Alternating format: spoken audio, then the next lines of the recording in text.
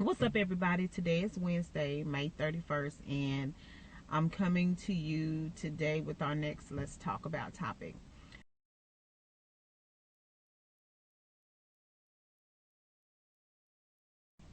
So anyway, today, I was actually going to redo the Let's Talk About inspiration today, but then, as I was working, my mind started wandering, and I was just thinking about so many different things.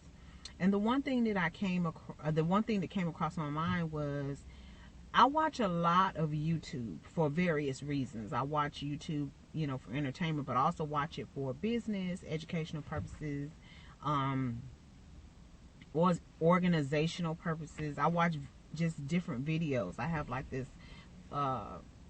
watch list that is just, there's really no type of video that's on my list. And so I like that because it changes up as the videos come up, and I can kind of reorganize them and so on and so forth. Anyway, I thought about lately, I have been hearing a lot of people on YouTube talk about mental illness.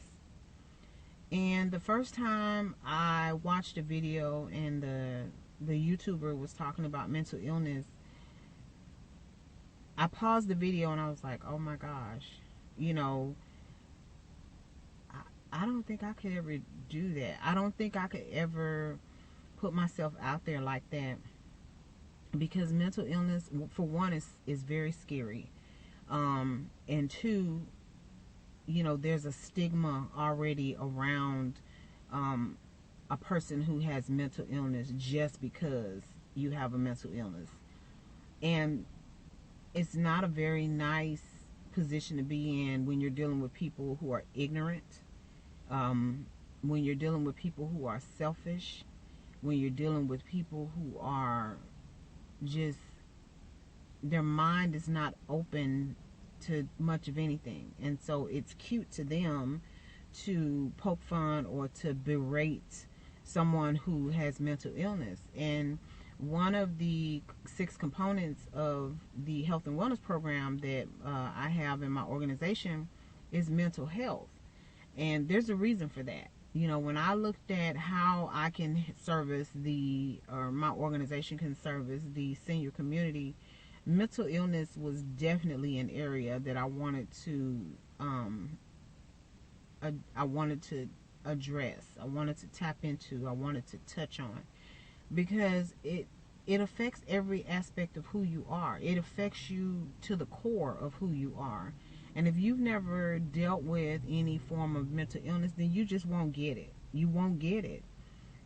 And so anyway, back to the YouTube videos, one of the things that, I thought about was, as I paused the video, I was just like, oh my gosh, I don't know if I could actually do that. The person that I was watching, I was just thinking, gosh, she is so brave, because she was just putting herself out there. She even talked about the stigmas and everything, and just talked about all she wanted to do was tell her story, because it's not that she's healed, because I don't think you could really ever be healed from mental illness. I think that you could learn to manage it, and it's just one of those, some of the mental illnesses are genetic. They're so deeply embedded into your bloodline that, that's just the way it is.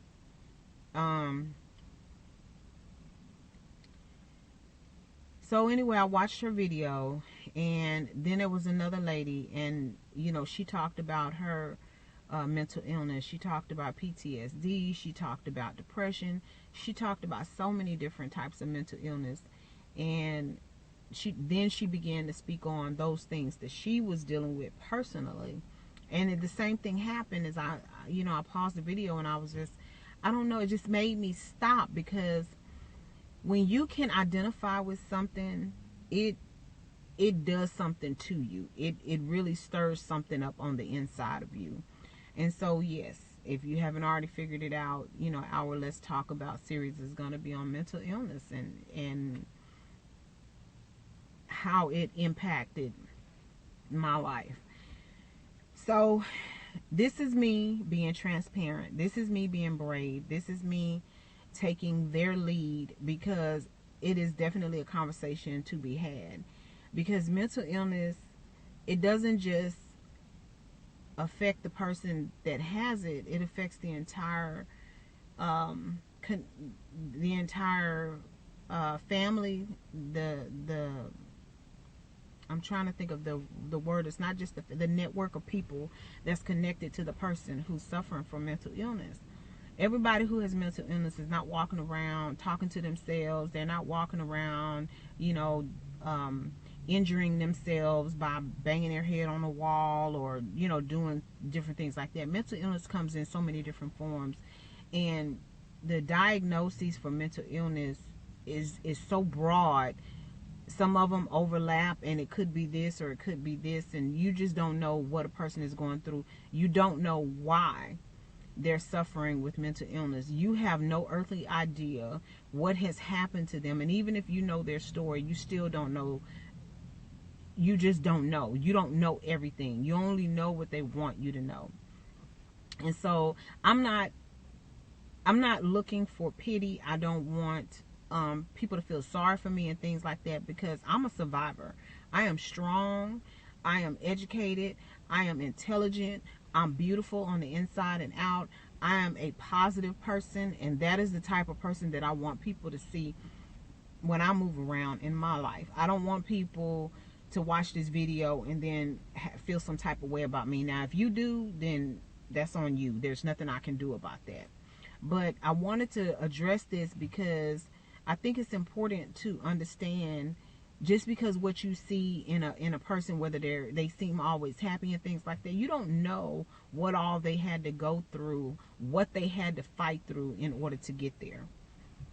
And so pretty early on in my life, I didn't know what it was, but I knew that I had something going on with me, because I've experienced a lot of rejection in my life. I experienced different forms of abuse in my life.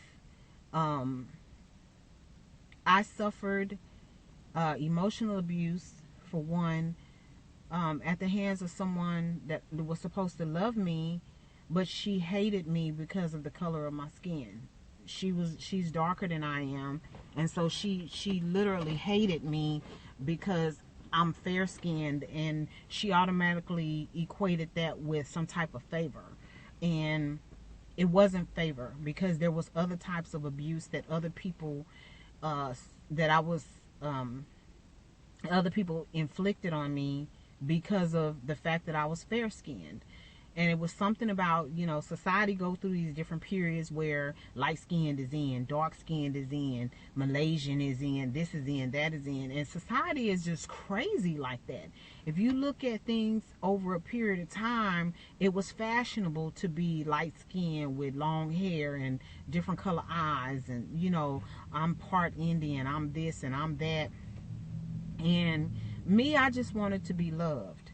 So when I was old enough to really understand what was happening to me, it did something to me.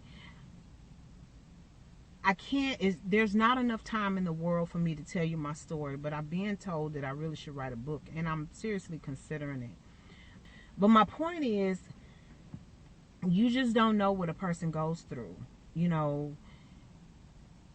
Life is hard enough as it is to go through the things that you naturally have to go through growing up. Adolescence, a female child becoming a young adult child, and in their cycle, going through puberty where your voice is changing if you're a young man, going through puberty and you're dealing with acne, and trying to make friends and not being able to make friends, and also life is hard enough as it is.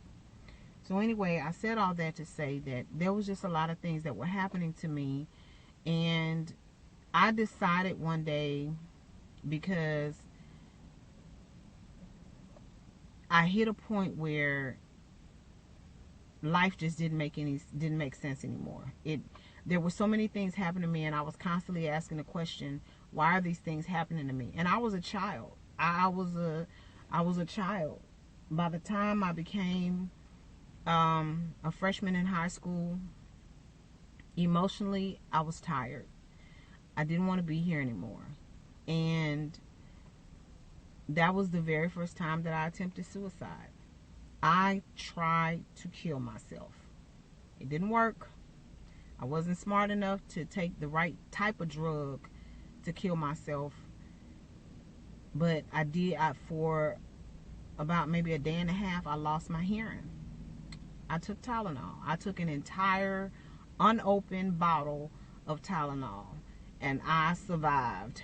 And it's a wonder I don't have some type of hearing loss now, because I took so much of it. But I literally ingested a full unopened bottle of Tylenol, not realizing, it could have killed me. I don't know. I don't know what the side effects are of taking that much Tylenol, especially when you're young like that. But I just didn't want to be here anymore. There were so many things that I felt like was unfair in my life that had happened to me from before I could even remember it. And then I hit a period where I had a miscarriage that almost took me out of here. I had a miscarriage that almost killed me. And in the process of me going through my pregnancy, initially when I found out I was pregnant, I was very scared. I was very, very scared. But when I started thinking about the idea of having somebody who loved me unconditionally, nothing that I was going through mattered. I didn't want to die anymore. I felt like I would have someone with me all the time that would love me just because I was their mother. That was life for me.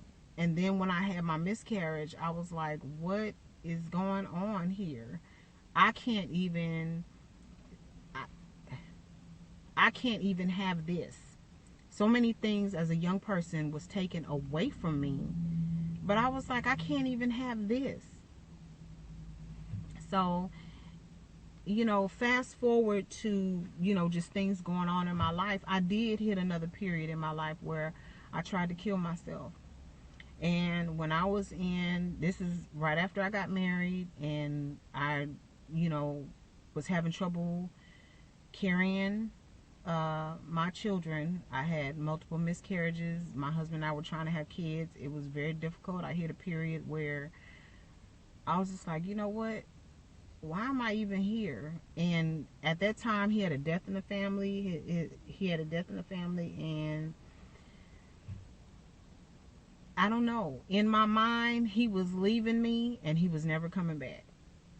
I couldn't process the fact that he was going home because he had a death in the family.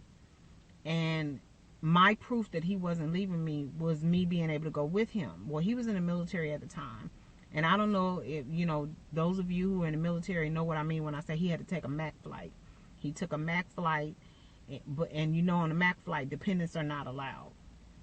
We had to fly by commercial airline. And so the Salvation Army was actually arranging everything for him, and there were not enough resources to send me with him on commercial airline. And so to me, because I'm like, if he's not leaving me, I'm going to be able to go with him. And I didn't feel like he was really trying to let them know that I needed to be with him. So to me, that was him secretly trying to leave me. And because of that,